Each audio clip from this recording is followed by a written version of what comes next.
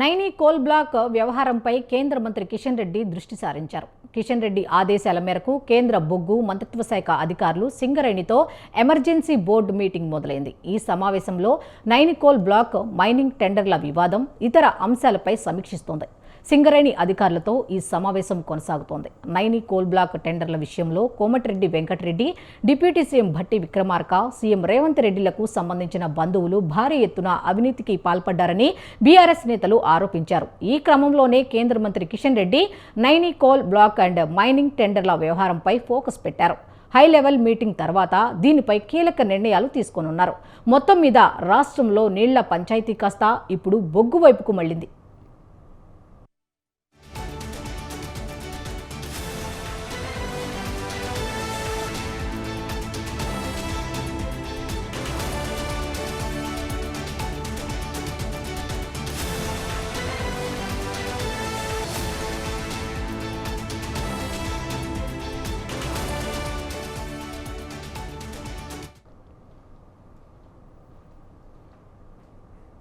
అయితే ఈ వ్యవహారానికి సంబంధించి మా ఇన్పుట్ ఎడిటర్ రాజమౌళి వివరాలు అందిస్తారు. రాజమౌళి, చెప్పండి.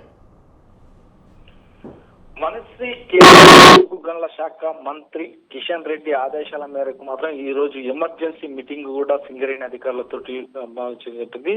సో ఏదైతే నైని గోల్లకు సంబంధించి నైని బ్లాక్ లకు సంబంధించిన సింగరేణి నైని బొగ్గు గనుల శాఖకు సంబంధించిన అంశం ఏదైతే కొన్ని కార్యక్రమాల నేపథ్యంలోనే దీన్ని రచ్చకెక్కిన నేపథ్యం ఏదైతే బొగ్గు గనుల శాఖ ఎమర్జెన్సీ మీటింగ్ కూడా దానికోసం పెట్టినట్టుగా తెలుస్తుంది. కేంద్ర మంత్రి కిషన్ రెడ్డి ఆదేశాల మేరకు ఈ సమావేశం జరుగుతున్నట్టుగా తెలుస్తుంది. ఏదైతే నైని బొగ్గు గనుల శాఖకు సంబంధించి తెలంగాణలో కొంత రాజకీయం నెలకొంది. ఒక మంత్రుల పైన, కొంతమంది టెండర్ల పైన. ఈ నేపథ్యంలోనే నైని బొగ్గు గనులకు ఎందుకని శాఖ అనుమతించింది, ఎందుకని రద్దు చేస్తుంది, ఎవరెవరి ప్రమేయం ఎంత ఉందనే దాని మీద కేంద్ర మంత్రి కిషన్ రెడ్డి ఈ రోజు ఆరాధిస్తున్నాడు. బొగ్గు గనుల శాఖకు సంబంధించినటువంటి అధికారులతోటి, సింగరేణి అధికారులతోటి వారిని అందరిని సమకూర్చి అసలు పర్యావరణ పరిరక్షణ సమితికి సంబంధించి సంబంధించిన ఈ నేపథ్యంలోనే వారు ఎవరెవరు ఎంతవరకు వెళ్లారు, ఎంత కోడీకరించారు, ఈ కోడీకరణలో ఎన్ని టెండర్లు వచ్చాయి, ఎన్ని టెండర్లు ఎన్ని రద్దయ్యాయి, రద్దయిన టెండర్లు దేని వల్ల రద్దయ్యాయి, ఎందుకని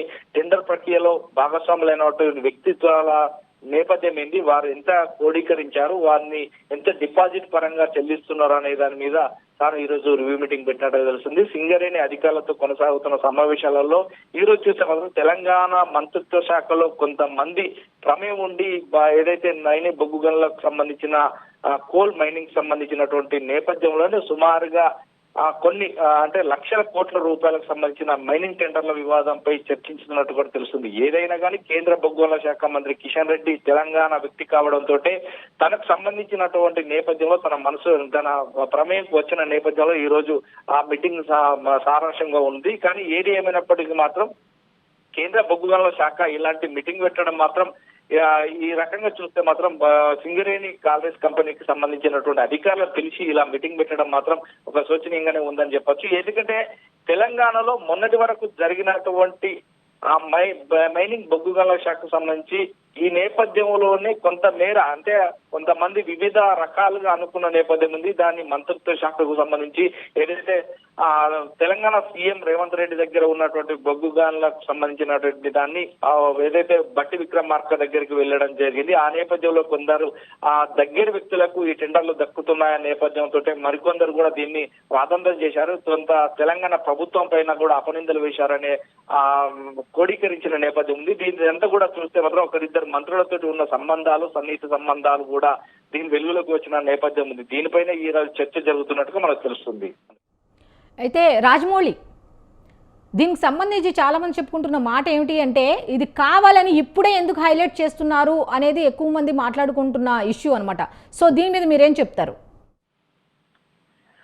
సో ఎవరు ఏం చెప్పినా గానీ నైని బొగ్గు గనులకు సంబంధించిన టెండర్ రూపంలో ప్రఖ్యంగా ఎవరిని చేసినా గానీ ఒకసారి అందులో టెండర్ దక్కితే మాత్రం సుమారుగా 1,00,00,000 కోట్ల రూపాయలు అర్చించవచ్చు. అంటే తాత ముత్తాతలే కాదు, ఐదుగురు మనమలకు సంబంధించి 5 తరాలు కూడా బతకవచ్చనే దురుద్దేశంతో ఇలాంటి పన్నాగలు పన్నుతున్నారు కొంతమంది అని. కానీ అది ఏదైతే సీఎం రేవంత్ రెడ్డి దగ్గర ఉన్నటువంటి శాఖను ఎప్పుడైతే డిప్యూటీ సీఎం భట్టి విక్రమార్క దగ్గరికి వెళ్ళిందో ఆ నేపథ్యంలోనే దీన్ని అంతటికి కూడా కారకులు అయ్యారు. వీరంతా కూడా సన్నిహిత వర్గాలకు డిప్యూటీ సీఎం ఏదైతే బట్టి విక్రమార్క సన్నిధులు ఉన్నారో వారికి సంబంధించిన బొగ్గు గనులుగానే క్రోడీకరించాలి. ఎప్పుడైతే లేనిదో అపనిందలు వచ్చాయో అప్పుడు కూడా మళ్ళీ కొత్త టెండర్లు పిలవాలనే నేపథ్యంలోనే కొంత రాద్ధాంతం జరిగింది.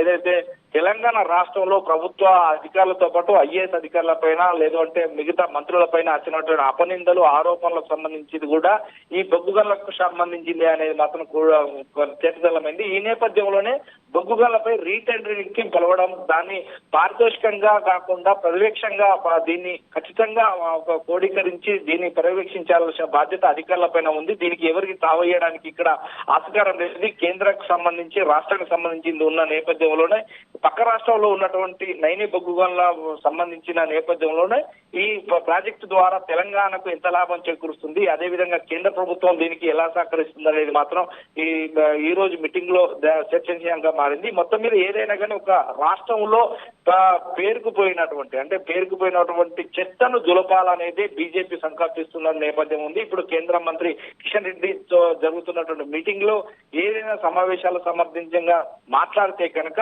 ఇక్కడ ఎవరి ప్రమేయం లేకుండా ఏదైనా కానీ పర్యావరణ థ్యాంక్ యూ రాజమౌళి.